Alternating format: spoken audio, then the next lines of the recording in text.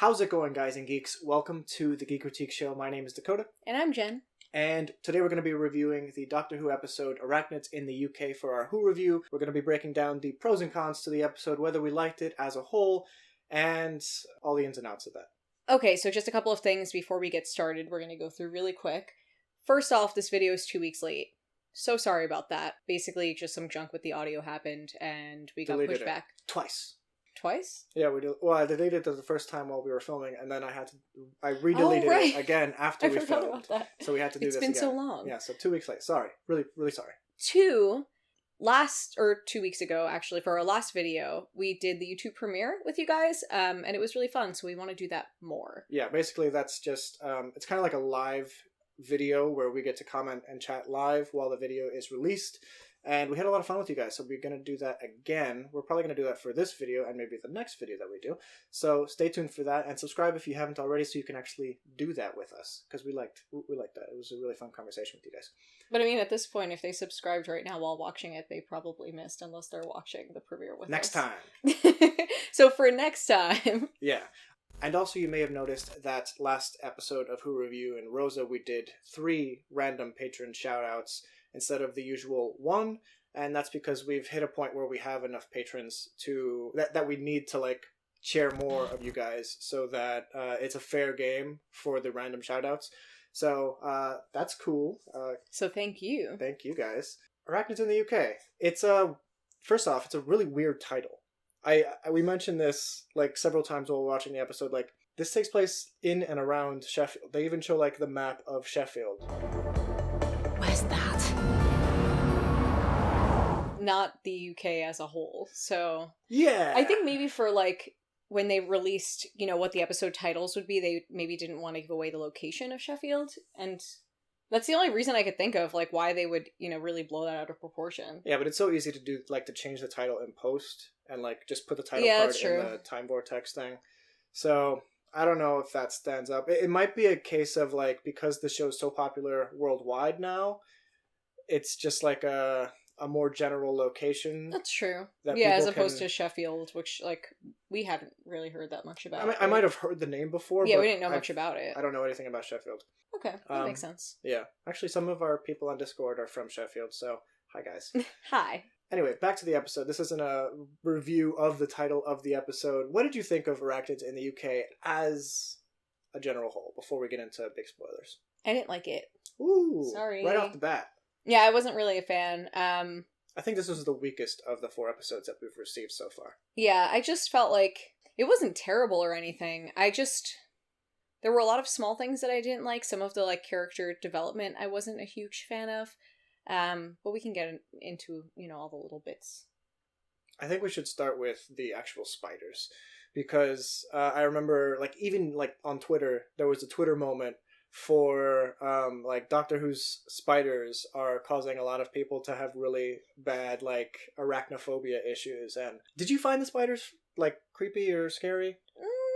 I wouldn't, like, there were creepy moments, but I think after the initial, couple of spiders, it wasn't super scary, just because they were kind of like, it wasn't like jump scary, like you kind of knew generally where, like, what direction they were coming from. The only time that I was like kind of freaked out was when there was one on the ceiling that came like, and then he kind of like landed, and I thought like, oh, that was kind of well done, because you could like see his little legs like landing a certain way, and nothing should have that many legs on Earth. I just don't think that should be allowed, but yeah. As a rule of thumb, nature. 6 at max. The one thing that wasn't scary to me was the movement of their legs was really predictable. Like, there was a scene, actually, where their little legs were, like, kicking with the music, kind of, like Can-Can. I thought, like, that was actually more, like, comical than scary. Okay, so, brief intermission. A look behind the wizard's curtain. The microphone is totally in the wrong spot. Oh. Hello, you probably hear me a little bit better. With the actual spider dynamics and like special effects, I thought that it was very good. Unfortunately, we haven't hit that place where the Uncanny Valley is like a thing. And as soon as I see that Uncanny Valley, and for those of you who don't know what the Uncanny Valley is, it's basically like when something is computer generated or digitized to any level of extent that like tries to make it look realistic, but fails to capture that, it instantly just doesn't look real to you, and any emotion attached to whatever they're trying to portray on screen suddenly gets warped. We talked a little bit about it on the show before. When they made that transition effect with the first Doctor back in Twice Upon a Time, I thought that was like the weirdest looking thing ever. It didn't look real to me. And see, I didn't mind it. But that's something that really affects me. Like, as soon as I see that, I'm just like more appalled at like that trying to look real effect versus anything else. So in my opinion, I feel like the spiders looked weightless.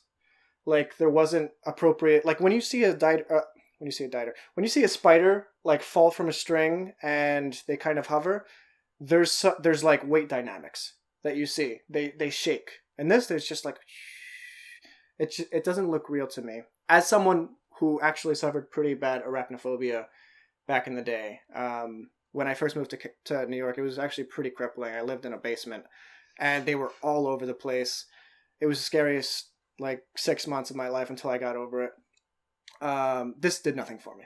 Yeah, like, and even now, if he like touches a spider web, he gets really freaked out. Previously, if I was like at all touched by a spider web, if I walked into a spider web, I would feel something crawling on me all day. I knew it wasn't there. I knew it was in my head, but I would feel it all day, and the only way to fix that was like a warm shower. This did nothing for me. I don't know. The person who should have been scared was not. There were a lot of nods to, like, with the whole massive spider thing, like Aragog or Shelob. And even, like, the scene where they kind of, like, pull the web away just was very Lord of the Rings to me. Oh, yeah, it looked like Frodo, didn't it? Yeah, like, I feel like, again, I think he, Chibnall, like, makes little nods to things that he likes. It wouldn't be the first Lord of the Rings nod in a Chibnall episode this season, so it's highly What was the other one? They're coming. They're coming. Oh, right, we talked about that last week, okay. Yeah, yeah, I think he is, like, doing, like, little references to see, like, Digic Action. But yeah, so I think that was definitely one. I think we should talk a little bit about the music of this episode. There were two parts that stood out to me. One was the actual, like, composition. There was a beautiful scene early on in the episode where the TARDIS is going through the time vortex, and it's almost like there's, like, multiple paths that the TARDIS can go down. Oh, yeah. And the music in that scene is, like, so powerful and so brilliant and, like, so overwhelmingly just beautiful.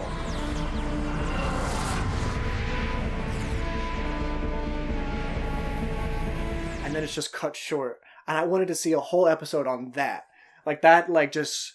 I love that. And I think that scene works so well.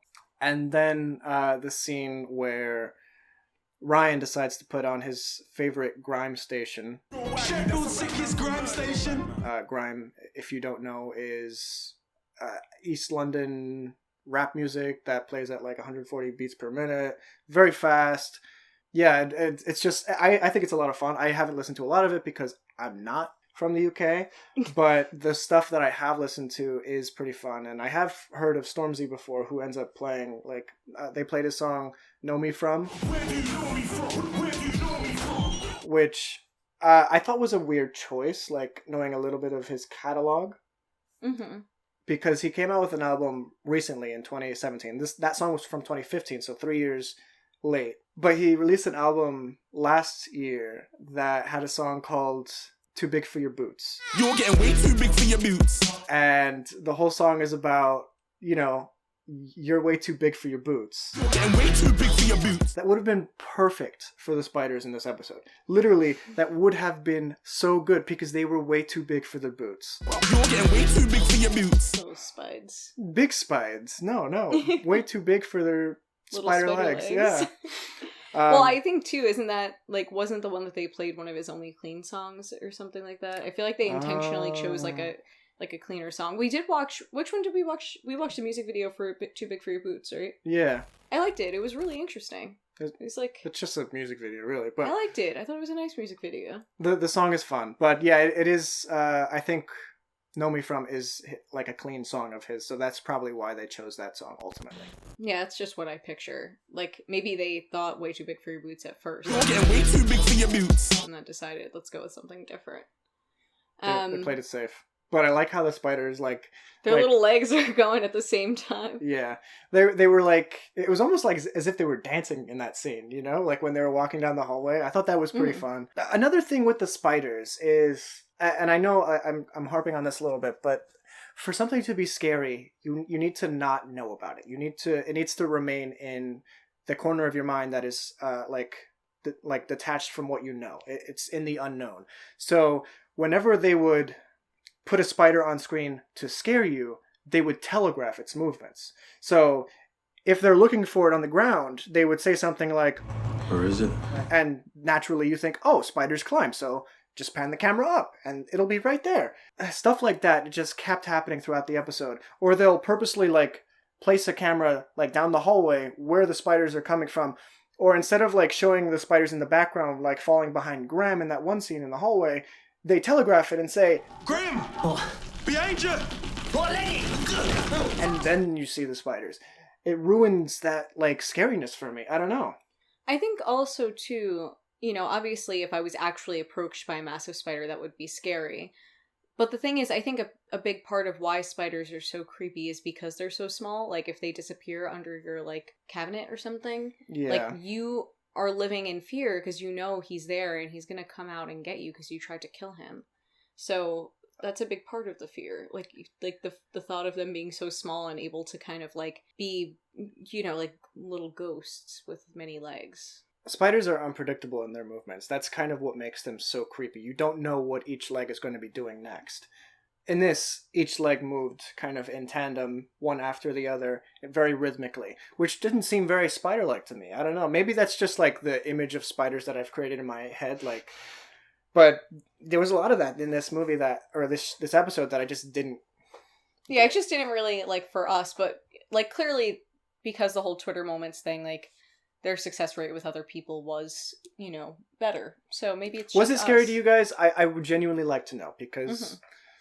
All right, let's not talk about this anymore. I want to know your thoughts and why, like, you thought that way, but... One thing that I wanted to talk about was Yaz. Like, her character development kind of... Like, she was a main reason why I didn't really like the episode.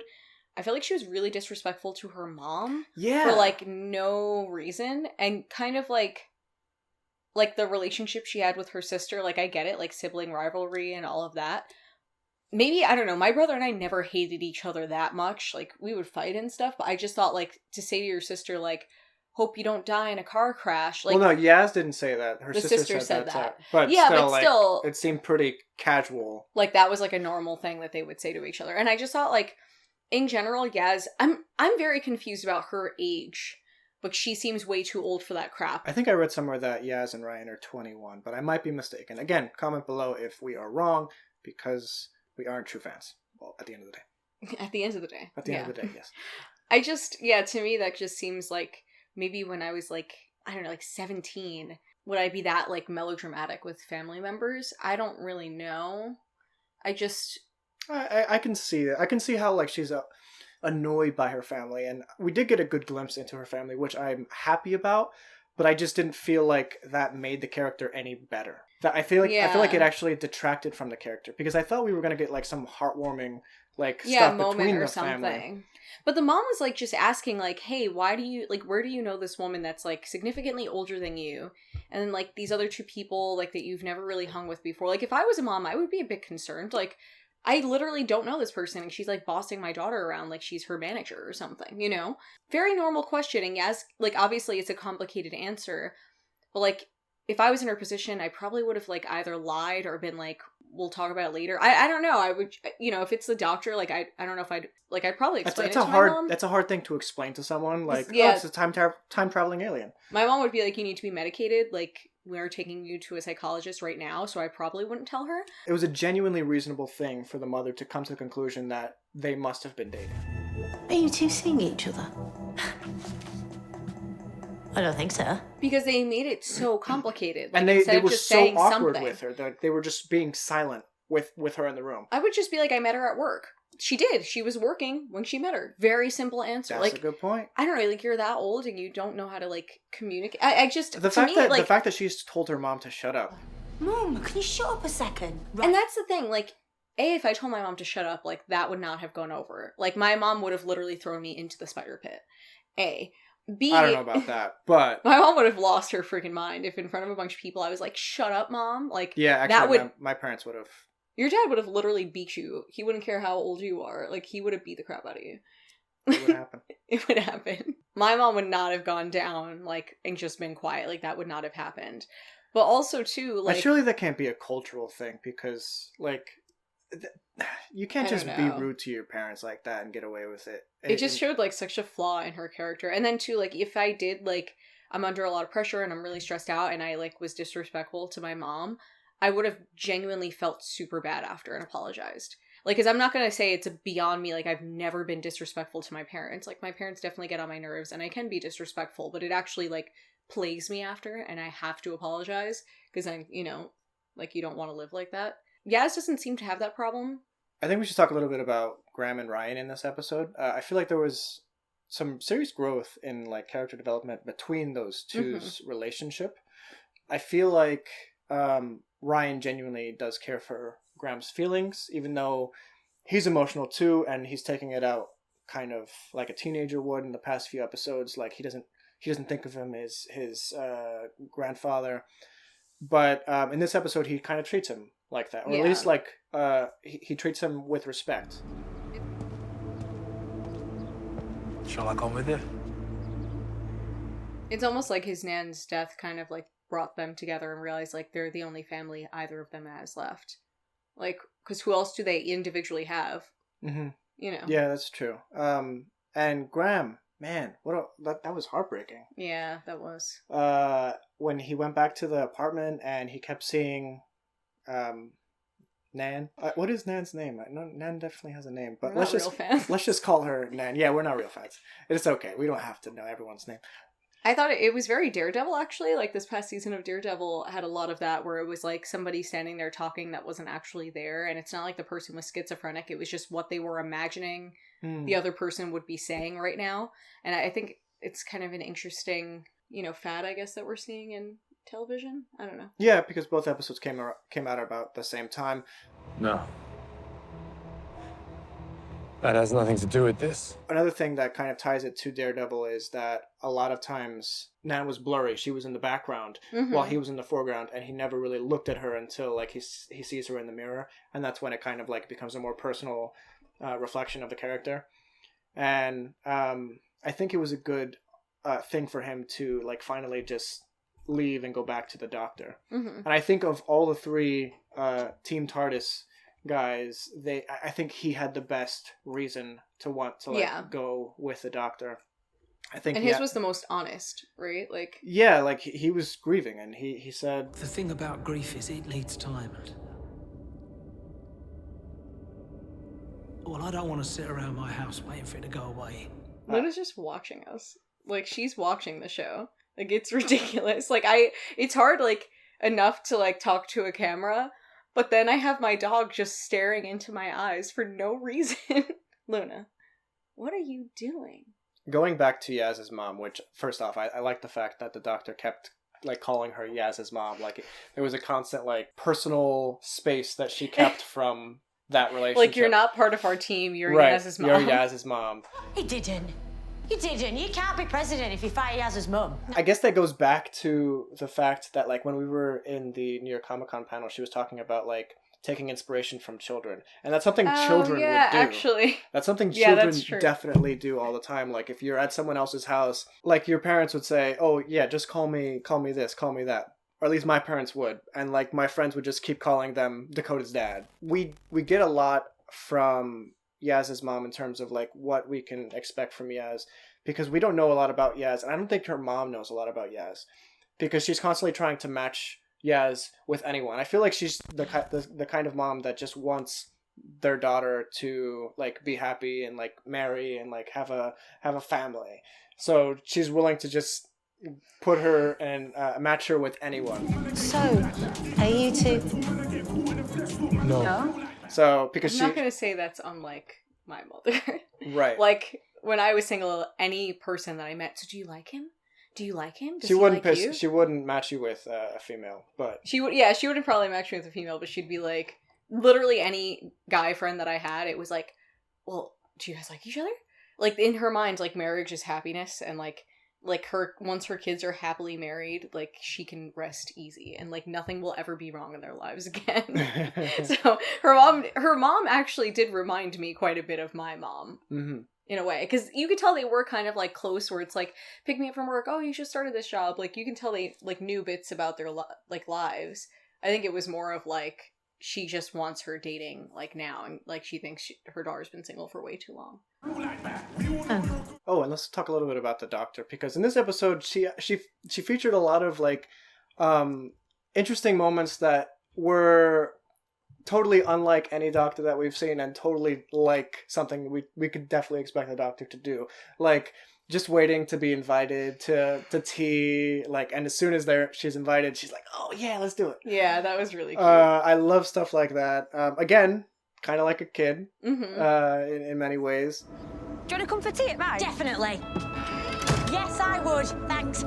And I like how she's a very fallible character. Like she has weakness. And they're not playing up the idea of her being like this, like, super powerful female character, which obviously she is. She's the Doctor, but she still makes mistakes. And I think we've seen that quite a few times throughout the series. Yeah. I think we should talk a little bit about Ed Sheeran, who is like a supporting character in this, according to the Doctor. Are you Ed Sheeran? Is he Ed Sheeran? Everyone talks about Ed Sheeran roundabout now, don't they? I am not Ed Sheeran. I am Jack Robertson, and this is my hotel. That's one of the best interactions in this entire season, is the Doctor confusing Ed Sheeran, a popular singer-songwriter, with Jack Robertson, a character who is basically a Trump clone. Yeah, but who hates Trump.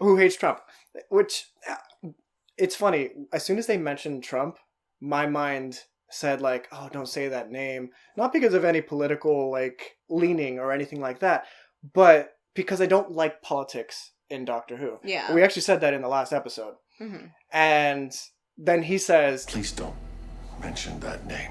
And yeah. I like that because it's kind of like a meta inside joke. It is kind of weird to me how involved the BBC is in American politics. Yeah, I think like everybody's kind of watching right now. I think that right now, especially with like Twitter and globalization as a whole, you know, like there are hot topics in general globally. Mm-hmm. It's almost like the whole world is like on a very similar wavelength, which is really cool in some ways. But I think for Doctor Who, like we've mentioned in the last episode, it really dates it. It was interesting that they like gave him the notion that he needed to become president. Maybe because he felt that he was in Donald Trump's shoes, because a lot of like his motivation seemed to be that he didn't like Donald Trump, but he was a celebrity. He was like, everyone knew who he was and what he looked like. Hey, You're that bloke. He does real estate, which, you know, Donald Trump also is heavily invested in real estate, and now he's aiming for the presidency. He's running for president in 2020. Ed Sheeran? No, him. Robertson, aren't you? Well, I haven't declared my intentions yet. And he thinks that shooting a spider, this is not something Donald Trump necessarily did, but shooting a spider is going to get him into the presidency. Who knows? Maybe Trump shot a spider and was like, this is it, I won. This is what's going to get me into the White House. But think about it, like, how does that work? How do you make the logical leap? Like, when I was away in another country, not this one that I'm trying to get elected in, I shot a giant spider. And that's something that other people... Like, he's a hero? Yeah, like I'm a hero, but there's no footage of it that we know of. To be honest, like, you guys are all going to think I'm a horrible person because, hint, hint, I am a horrible person.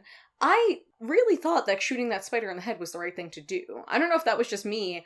I thought that what the Doctor's plan was, and that's, like, a large part of what I didn't like about the episode, to, like, put them all in a room and then, like, gas them slowly. And suffocate them. That and, just like, seemed it's a slow death. awful. Like, that just seemed... I get that they all need to die. Humanely. But... like, that one, it would, like, the big one, it was, like, climbing the walls, like, it couldn't breathe, like, it was disoriented. Like, if I was literally, like, climbing against a wall, like, trying to, like, sniff into the air vents, and I was going to die regardless because my lungs were too small for my body, yeah, shoot me in the freaking head. I don't want to live through that. Like... One thing that was interesting, I was following a Twitter feed of someone who is actually, like, in the Sheffield University studying spiders, and they were commenting on all the science of the episode. And for the most part, they got a lot of it right. From like cobweb type spiders to that fact that like some spiders like to group up and like make larger nests to like trap people in. Or To trap people in? Spiders do that? not people, but Insects? when they're big enough, yes. But another thing like that was very realistic was, yeah, if a spider is that big, where it's literally way too big for its boots, You're getting way too big for your boots. You're way too big for your lungs.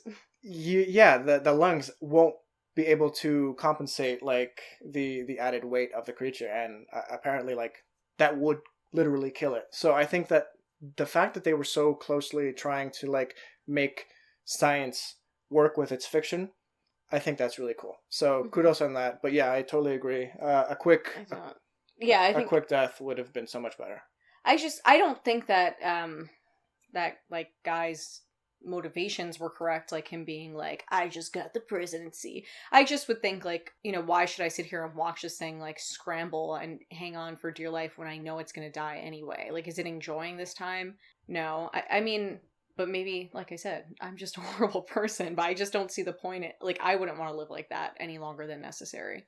Like, just literally like drowning slowly. So I actually think that he did the right thing for the wrong reason. Yeah. Well, then it's a mercy killing. I don't see any mercy in you. Because he wasn't doing it for mercy. He was doing it for vengeance. He said on it his hotel. afterwards. Yeah, he was just mad that all these spiders were in his hotel. But then he was like, then it's a mercy kill. It's like, well, I don't think you have a merciful bone in your body, so... How did he get the gun into the country? He's so powerful. Maybe. I hated his character, too. He was just awful. Actually, and I hate that people view Americans that way, because... You know what? Talking about the gun. The fact that he had a gun in the country is like an international offense. So he wouldn't have got into the presidency anyway. But you know what? Feeling how the season's going, I feel like we're going to be seeing more of Jack Robertson. Yeah, probably. And I feel like he is going to take the presidency for whatever reason. And there's going to be more to that story. Kind of like there's more to the story of the Stenza that we haven't seen yet. Stenza. Do you think the Doctor brought a vial for the acromantula venom? I hear that stuff's pretty valuable. Well, I don't suppose it's going to do him much good now, is it? My thoughts exactly. Guys, what did you think of the arachnids in the UK? Was it to your liking? Was it really good, really bad? Somewhere in the middle? I think for us it was somewhere in the middle. Probably like a 6 for me. Yeah, I didn't like it, sorry. I feel bad. My friend Dan messaged me and was like, this is like one of the first episodes this season that I've really liked. And he said like all the things the opposite of me. And I was like, oh, don't watch our review. I just felt... I just wasn't into it. But I feel like a lot of people did really like it. So I hope we weren't like total killjoys. It was okay. I didn't dislike it. Guys, there's still a spider trapped in the apartment building next to Yaz's family. You stay here until I figure this out. And it's like trapped just behind like a thin layer of garlic paste. And as soon as that garlic paste, you know, wears off, or whatever garlic paste does, I've never even like seen garlic paste or that much of it. But as soon as that wears off, the spider's like going on a kill streak. Yeah.